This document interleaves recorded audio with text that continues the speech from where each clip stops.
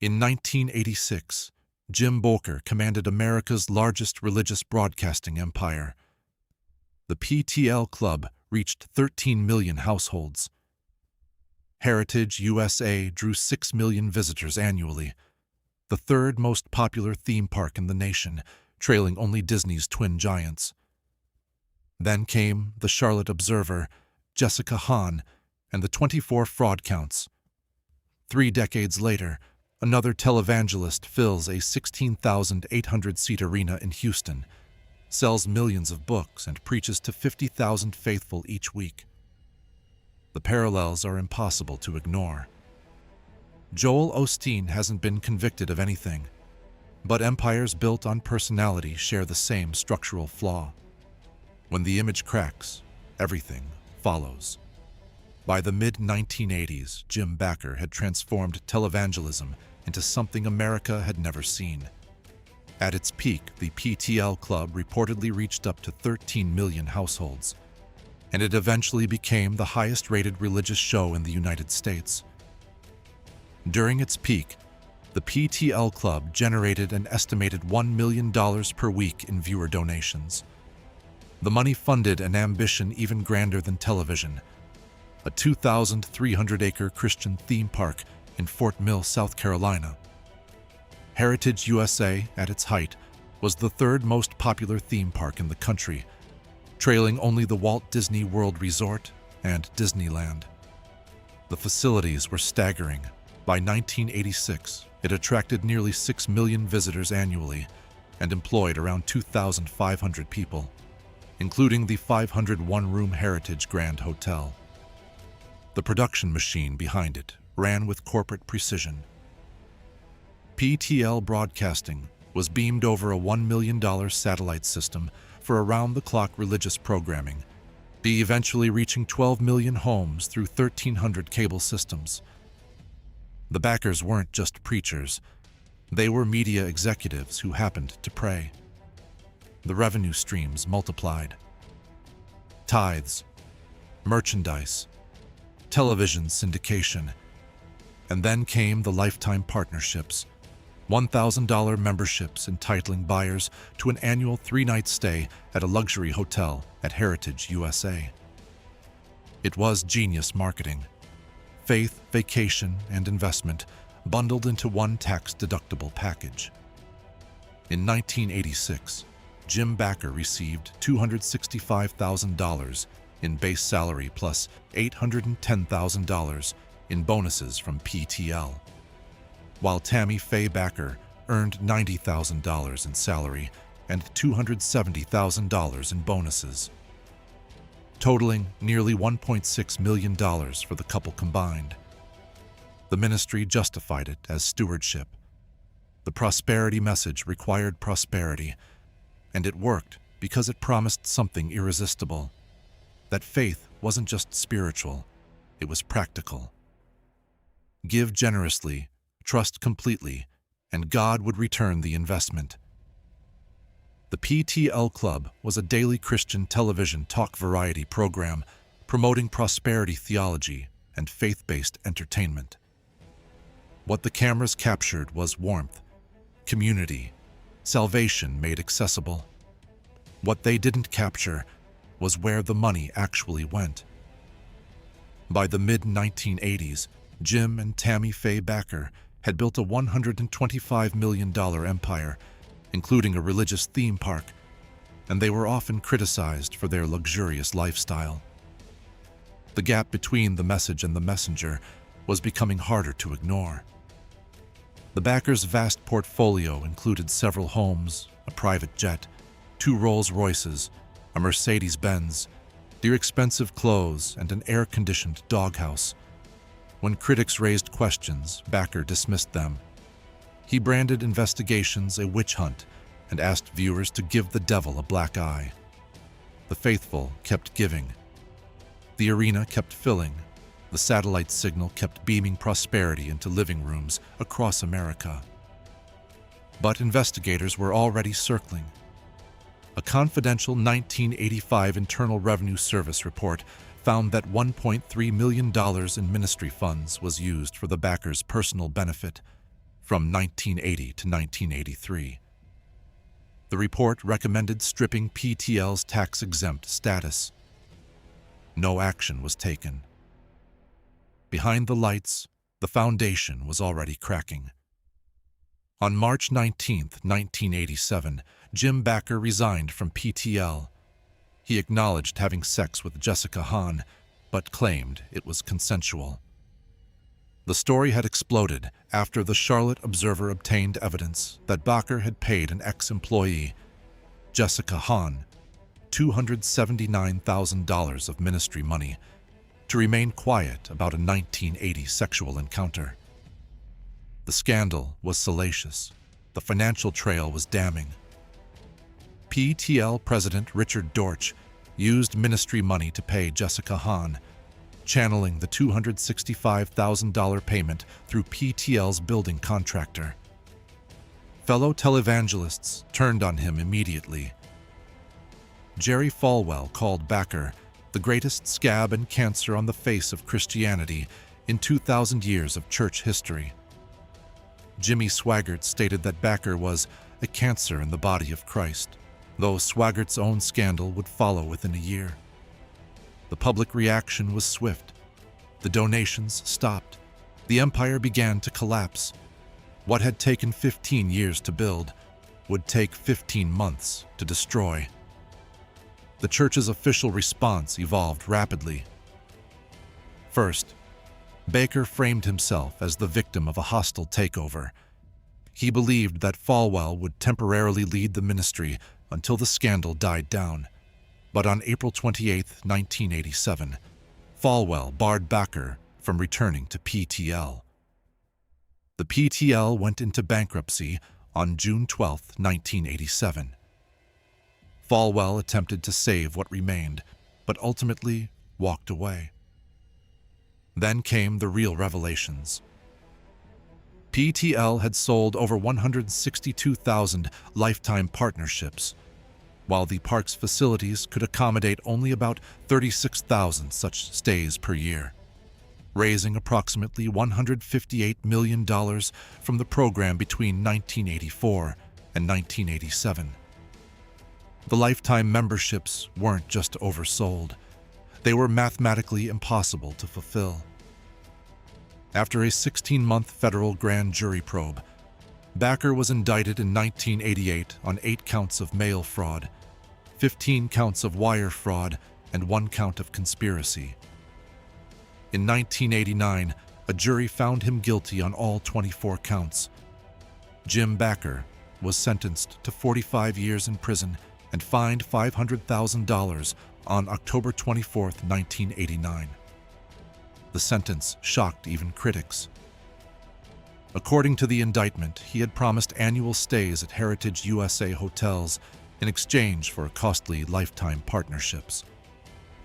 Bakker sold well over double the number of partnerships Heritage USA could have actually sustained, and he pocketed more than $3 million of the money raised. He was convicted of having bilked followers out of $158 million. The sentence was later reduced to 8 years, and he was released in 1994. But the ministry was gone.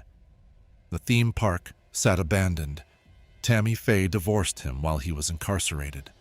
Heritage USA closed shortly after Hurricane Hugo caused severe damage in September 1989. The buildings eventually fell into ruin, a physical monument to what prosperity theology looks like when the prosperity ends. And this wasn't the first time questions had been raised about televangelists building empires on faith. 3 decades later, Houston, a different preacher, a different stadium, the same essential formula. Lakewood Church is among the largest congregations in the United States, averaging about 45,000 attendees per week. The 16,800-seat Lakewood Church building is located at the former Compaq Center. Joel Osteen took over after his father's death in 1999. Lakewood's weekly attendance grew from around 5,000 to over 50,000. With an additional 200 million weekly viewers, through TV broadcasts and digital platforms worldwide. The operation required capital. After one bank denied Osteen the loan, the pastor turned to Bank of America, who quickly wrote a $25 million check to begin renovations, eventually supplying the rest of the $100 million. The investment reflected the scale of the ambition. According to the Houston Chronicle, Lakewood Church's income was $89 million in the year ending March 2017, more than 90% raised from church followers. More than 70% of its budget was spent on television broadcasts, weekly services, and a traveling show, while only around $1.2 million went to charitable causes. The financial structure invites scrutiny. Osteen says that as senior pastor, he draws no salary from the church, which has an annual budget of $70 million. Instead, he relies on income from book sales. The books have been extraordinarily successful. Joel Osteen is the author of more than 15 books, including 7 #1 New York Times bestsellers. His 2005 book, Become a Better You, sold 4 million copies worldwide, earning Joel $13 million in advances and royalties. But the lifestyle raises questions about the message. Osteen lives with his family in a 17,000-square-foot mansion in River Oaks, with an estimated value of $10.5 million. The tax-exempt church reportedly paid back $4.4 million in COVID-19 disaster funds received through the Paycheck Protection Program in 2021. The repayment came after public pressure. Joel Osteen / Lakewood Church has 0 stars out of 5 for financial efficiency and an F transparency grade in the Ministry Watch database, and a donor confidence score of 3 out of 100. The theological criticism is as old as Osteen's rise. On October 14, 2007, 60 Minutes ran a 12-minute segment on Osteen, titled Joel Osteen Answers His Critics, during which Reformed theologian Michael Horton told CBS News correspondent Byron Pitts that Osteen's message is heresy. Horton stated that the problem with Osteen's message is that it makes religion about us instead of about God. Osteen has enemies within the Christian mega-preacher community. They criticize him for the scarcity of references to Jesus in his books, the absence of a cross on his stage, his refusal to talk about sin, and his lack of theological training. Osteen's sermons and writings are sometimes criticized for promoting prosperity theology, a belief that the reward of material gain is the will of God for all pious Christians. In an interview with CNN in 2011, Osteen told Piers Morgan that he often gets categorized as a preacher of the prosperity gospel. But I don't even believe in that. The denial hasn't silenced the critics. The pattern of controversy has accumulated. In 2014, approximately $600,000 in collection money was stolen from the church safe. Osteen confirmed that this was a normal amount of money to come from weekend tithing. Then came August 2017. Hurricane Harvey devastated Houston. Lakewood Church posted on Facebook saying the facility was inaccessible due to severe flooding. But after several people posted videos on Twitter appearing to show the location relatively unscathed, and a swarm of Twitter users began questioning why Osteen's megachurch hadn't been opened as a shelter. Mattress Mac, a Houston business owner, invited Hurricane Harvey evacuees into his 2 giant furniture stores, even sending out trucks to pick up people who couldn't get there. The contrast was devastating. Osteen said social media created a false narrative over the apparent decision to not open the doors of his megachurch to Hurricane Harvey victims. Eventually, about 300 people took shelter in the church, and the truckloads of supplies were collected at Lakewood for those in need. The incident crystallized something that had long simmered: the gap between the message and the moment. "Our church doors have always been open," Osteen said. "We took people in right when waters started to recede, which was a day or two after the storm hit. Some reports claimed the doors were locked. The church maintained flooding made access dangerous. Photos from residents nearby told a different story. The truth remains contested. What's not contested is the damage to trust." The Harvey episode became shorthand for something larger: the question of what a church with $89 million in annual revenue owes to its community during crisis. The backlash reached a fever pitch during Hurricane Harvey, when Osteen delayed opening Lakewood Church as a shelter. Public outrage painted him as a prosperity preacher more concerned with comfort than charity. The institutional response worked eventually. On August 15, 2018, less than a year after Harvey struck, the city of Houston proclaimed a day in honor of the assistance of Lakewood and Osteen in rebuilding efforts. But the internet doesn't forget. The megachurch model carries structural vulnerabilities that transcend any individual pastor. The Hartford Institute for Religion Research defines megachurches as Protestant congregations with 2,000 or more weekly attendees. Scott Thuma, a researcher of megachurch trends at Hartford Institute for Religion Research, has documented how such churches grow explosively under charismatic leadership. The economics demand constant growth. A 16,800-seat arena requires attendance to justify existence. The broadcast infrastructure requires audience to justify investment. The prosperity message requires prosperity to remain credible. When attendance drops, everything contracts. The Lakewood Church has an annual budget of nearly $90 million, 368 full-time and part-time staff, and spends nearly $1.7 million each week on operations. Post-pandemic, attendance ran about 50% capacity from pre-pandemic days. The vulnerability isn't unique to Osteen. Mars Hill collapsed when Mark Driscoll's behavior became untenable. Hillsong has faced scandal after scandal. Willow Creek's founding pastor resigned amid misconduct allegations. The pattern suggests something systemic.